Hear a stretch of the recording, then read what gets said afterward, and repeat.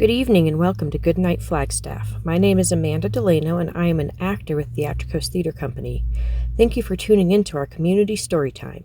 You can find a new chapter from one of our favorite family-friendly books at 8 p.m. each weeknight on the Literacy Center's YouTube channel and on Crater Radio, a local online radio station. The previous chapter is replayed on Crater Radio each weeknight at about 7:45, just before the new chapter airs. You can also listen to all previous Goodnight Flagstaff recordings on YouTube. We are currently reading from the Chronicles of Narnia by C.S. Lewis, Book 5, Voyage of the Dawn Treader. If you'd like to check out any of the Narnia books to read along with us at home, they are all available in the Hoopla app with your Coconino County library card. Check one out today. Please email us if you'd like to join our team of readers and connect with your community through stories. All ages welcome. Our email is goodnightflagstaff@gmail.com. Last time we read together, they sailed into the end of the world where the sun was larger, the water was clear, and you could see to the very bottom. There were sea people who didn't look so friendly. The water was sweet, just like the prophecy said, and they wonder if the world is flat, if they would fall off of it at the very end. Reepicheep thinks it will be Aslan's country. Our world is round, so is Narnia really flat? What do you think they will find at the end of their voyage? Chapter 16, The Very End of the World. Reepicheep was the only person on board besides Drinian and the two Pevensies who had noticed the sea people. He had dived in at once when he saw the Sea King shaking his spear, for he regarded this as a sort of threat or challenge and wanted to have the matter out there and then. The excitement of discovering that the water was now fresh had distracted his attention, and before he remembered the sea people again, Lucy and Drinian had taken him aside and warned him not to mention what he had seen. As things turned out, they need hardly have bothered, for by this time the Dawn Treader was gliding over a part of the sea which seemed to be uninhabited. No one except Lucy saw anything more of the people, and even she had only one short glimpse. All morning on the following day they sailed in fairly shallow water, and the bottom was weedy. Just before midday, Lucy saw a large shoal of fishes grazing on the weed. They were all eating steadily and all moving in the same direction. Just like a flock of sheep, thought Lucy. Suddenly she saw a little seagull of about her own age in the middle of them, a quiet, lonely-looking girl with a sort of crook in her hand. Lucy felt sure that this girl must be a shepherdess, or perhaps a fish-herdess, and that the shore was really a flock at pasture. Both the fishes and the girl were quite close to the surface, and just as the girl, gliding in the shallow water, and Lucy, leaning over the bulwark, came opposite to one another, the girl looked up and stared straight into Lucy's face. Neither could speak to the other, and in a moment the seagull dropped astern. But Lucy will never forget her face. It did not look frightened or angry like those of the other sea people. Lucy had liked that girl, and she felt certain the girl had liked her. In that one moment they had somehow become friends. There does not seem to be much chance of their meeting again in that world or any other, but if ever they do, they will rush together with their hands held out. After that, for many days, without wind in her shrouds or foam at her bows, across the waveless sea, the Dawn Treader glided smoothly east. Every day and every hour the light became more brilliant, and still they could bear it. No one ate or slept, and no one wanted to. But they drew buckets of dazzling water from the sea, stronger than wine and somehow wetter, more liquid than ordinary water, and pledged one another silently in deep draughts of it. And one or two of the sailors who had been oldish men when the voyage began now grew younger every day. Everyone on board was filled with joy and excitement, but not an excitement that made one talk. The further they sailed, the less they spoke, and then almost in a whisper. The stillness of that last sea laid hold on them. "My lord," said Caspian to Drinian one day, "what do you see ahead?" "Sire," said Drinian, "I see whiteness all along the horizon from north to south, as far as my eyes can reach." "That is what I see too," said Caspian, "and I cannot imagine what it is." "If we were in higher altitude, your majesty," said Drinian, "I would say it was ice, but it can't be that, not here. All the same, we'd better get men to the oars and hold the ship back against the current. Whatever the stuff is, we don't want to crash into it at this speed." They did as Drinian said, and so continued to go slower and slower. The whiteness did not get any less mysterious as they approached it. If it was land, it must be a very strange land, for it seemed just as smooth as the water and on the same level with it. When they got very close to it, Drinian put the helm hard over and turned the Dawn Treader south so that she was broadside onto the current and rowed a little way southward along the edge of the whiteness. In so doing, they accidentally made the important discovery that the current was only about 40 feet wide and the rest of the sea was still as a pond. This was great news for the crew, who had already begun to think that the return journey to Ramandu's land, rowing against stream all the way, would be pretty poor sport. It also explained why the shepherd girl had dropped so quickly astern. She was not in the current. If she had been, she would have been moving east at the same speed as the ship. And still no one could make out what the white stuff was. Then the boat was lowered and it put off to investigate. Those who remained on the Dawn Treader could see that the boat pushed right in amidst the whiteness. Then they could hear the voices of the party in the boat, clear across the still water, talking in a shrill and surprised way. Then there was a pause while Rheinelf, in the bows of the boat, took a sounding, and when after that the boat came rowing back, there seemed to be plenty of the white stuff inside her. Everyone crowded to the side to hear the news. "Lilies, your majesty!" shouted Rheinelf, standing up in the bows. "What did you say?" asked Caspian. "Blooming lilies, your majesty," said Rheinelf. "Same as in a pool or in a garden at home." "Look," said Lucy, who was in the stern of the boat. She held up her wet arms full of white petals and broad flat leaves. "What's the depth, Rheinelf?" asked Drinian. "That's the funny thing, Captain," said Rheinelf. "It's still deep, 3.5 fathoms clear." "They can't be real lilies, not what we call lilies," said Eustace. Probably they were not, but they were very like them, and when, after some consultation, the Dawn Treader turned back into the current and began to glide eastward through the Lily Lake or the Silver Sea, they tried both in these names, but it was the Silver Sea that stuck and is now on Caspian's map. The strangest part of their travels began. Very soon the open sea which they were leaving was only a thin rim of blue on the western horizon. Whiteness, shot with faintest colour of gold, spread around them on every side, except just astern where their passage had thrust through the lilies apart, and left an open lane of water that shone like dark green glass. To look at, this last sea was very like the Arctic, and if their eyes had not by now grown as strong as eagles, the sun on all that whiteness, especially at early morning when the sun was hugest, would have been unbearable. And every evening the same whiteness made the daylight last longer. There seemed no end to the lilies. Day after day, from all those miles and leagues of flowers, there rose a smell which Lucy found it very hard to describe. Sweet, yes, but not at all sleepy or overpowering. A fresh, wild, lonely smell that seemed to get into your brain and make you feel that you could go up mountains at a run or wrestle with an elephant.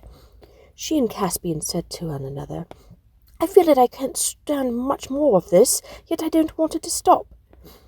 They took soundings very often, but it was only several days later that the water became shallower. After that it went on getting shallower. There came a day when they had to row out of the current and feel their way forward at a snail's pace, rowing, and soon it was clear that the Dawn Treader could sail no further east. Indeed, it was only by very clever handling that they saved her from grounding. "Lower the boat," cried Caspian, "and then call the men aft. I must speak to them." "What's he going to do?" whispered Eustace to Edmund. "There's a queer look in his eyes." "I think we probably all look the same," said Edmund. They joined Caspian on the poop, and soon all the men were crowded together at the front of the ladder to hear the king's speech. "Friends," said Caspian, "we have now fulfilled the quest on which we embarked. The 7 lords are all accounted for, and as Sir Reepicheep has sworn never to return, when you reach Ramandu's land, you will doubtless find the lords Revilian and Argos and Mavramorn awake. To you, my lord Drinian, I entrust this ship, bidding you sail to Narnia with all the speed you may, and above all not to land on the island of Deathwater, and instruct my regent, the dwarf Trumpkin, to give to all these, my shipmates, the rewards I promised them. They have been earned well, and if I come not again, it is my will that the regent, and Master Cornelius, and Truffle Hunter the Badger, and the Lord Drinian choose a king of Narnia with the consent—" "But sure," interrupted Drinian, "are you abdicating?" "I am going with Reepicheep to see the world's end," said Caspian.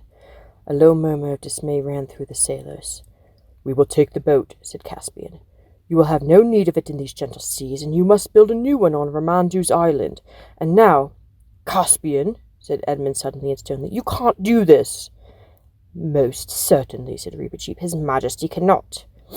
"No, indeed," said Drinian. Can't, said Caspian sharply, looking for a moment not unlike his Uncle Miraz.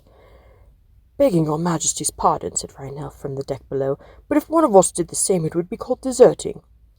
You presume too much on your long service, Rhinelf, said Caspian.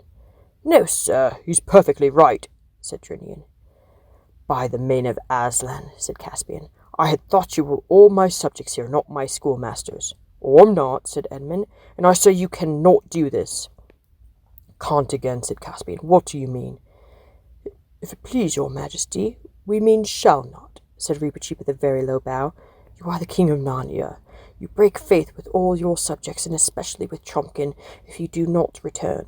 You shall not please yourself with adventures as if you were a private person, and if your Majesty will not hear reason, it will be the truest loyalty of every man on board to follow me in disarming and binding you till you come to your senses. Quite right, said Edmund, like they did with Ulysses when he wanted to go near the Sirens. Caspian's head had gone to his sword hilt when Lucy said, And you've almost promised Ramandu's daughter to go back. Caspian paused. Well, yes, there is that, he said.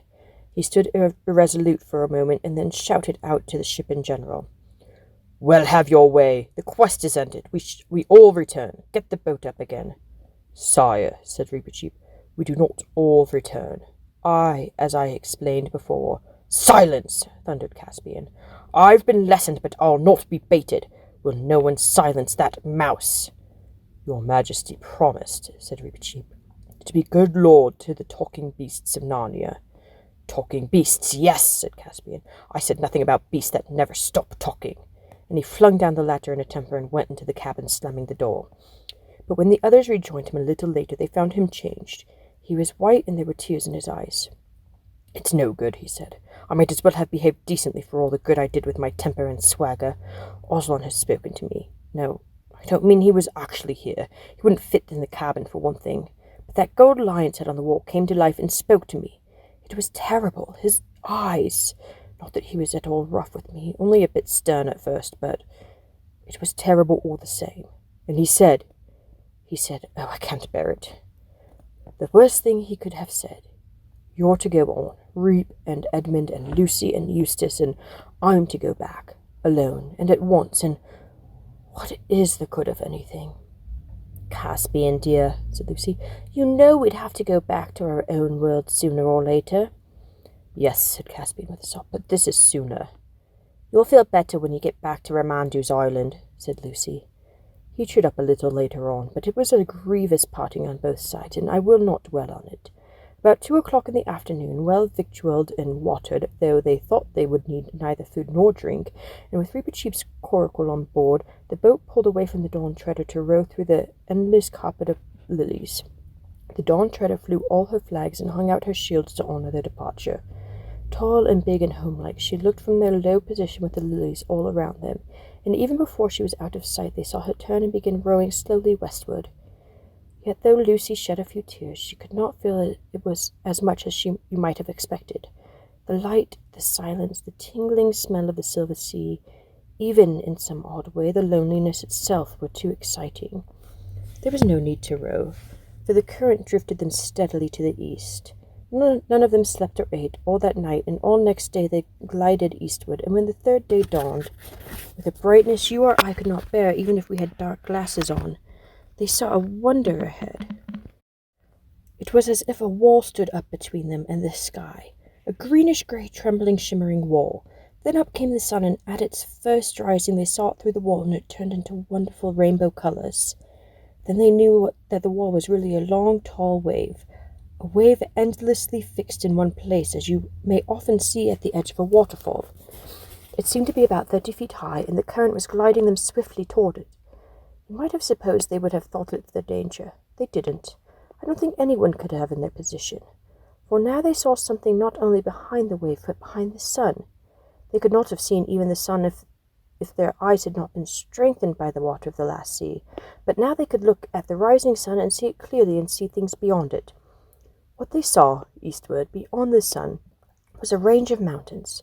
It was so high that either they never saw the top of it, or they forgot it. None of them remembered seeing any sky in that direction, and the mountains must really have been outside the world. For any mountains, even a quarter of a 20th that height, ought to have had ice and snow on them. But these were warm and green and full of forests and waterfalls, however high you looked. And suddenly there came a breeze from the east, tossing the top of the wave into foamy shapes and ruffling the smooth water all around them. It lasted only a second or so, but what it brought them in that second none of those 3 children will ever forget. It brought both a smell and a sound, a musical sound. Edmund and Eustace would never talk about it afterward. Lucy could only say, "It would break your heart." "Why?" said I. "Was it so sad?" "Sad? No," said Lucy. No one in that boat doubted that they were seeing beyond the end of the world into Aslan's country. At that moment, with a crunch, the boat ran aground. The water was too shallow now for it. "This," said Reepicheep, "is where I go on alone." They did not even try to stop him, for everything now felt as if it had been fated or had happened before. They helped him to lower his little coracle. Then he took off his sword. "I shall need it no more," he said, and flung it far away across the lilied sea. Where it stood upright with the hilt above the surface. Then he bade them goodbye, trying to be sad for their sakes, but he was quivering with happiness. Lucy, for the first and last time, did what she had always wanted to do, taking him in her arms and caressing him. Then hastily he got into his coracle and took his paddle, and the current caught it, and away he went, very black against the lilies. But no lilies grew on the wave. It was a smooth green slope. The coracle went more and more quickly, and beautifully it rushed up the wave's side. For one split second they saw its shape, and Reepicheep's at the very top. Then it vanished, and since that moment no one can truly claim to have seen Reepicheep the mouse. But my belief is that he came safe to Aslan's country, and is alive there to this day. As the sun rose, the sight of those mountains outside the world faded away. The wave remained, but there was only blue sky behind it. The children got out of the boat and waded, not toward the wave, but southward, with the wall of water on the left. They could not have told you why they did this. It was their fate. And though they had felt and been very grown up on the Dawn Trader, they now felt just the opposite and held hands as they waded through the lilies. They never felt tired. The water was warm, and all the time it got shallower. At last they were on dry sand, and then on grass, a huge plain of very fine short grass, almost level with the silver sea, and spreading in every direction without as much as a molehill. And of course, as it always does in a perfectly flat place without trees, it looked as if the sky came down to meet the grass in front of them. But as they went on, they got the strangest impression that here at last the sky did really come down and join the earth, a blue wall, very bright, but real and solid, more like glass than anything else, and soon they were quite sure of it. It was very near now. But between them and the foot of the sky there was something so white on the green grass that even with their eagle's eyes they could hardly look at it. They came on and saw that it was a lamb. "Come and have breakfast," said the lamb in its sweet, milky voice.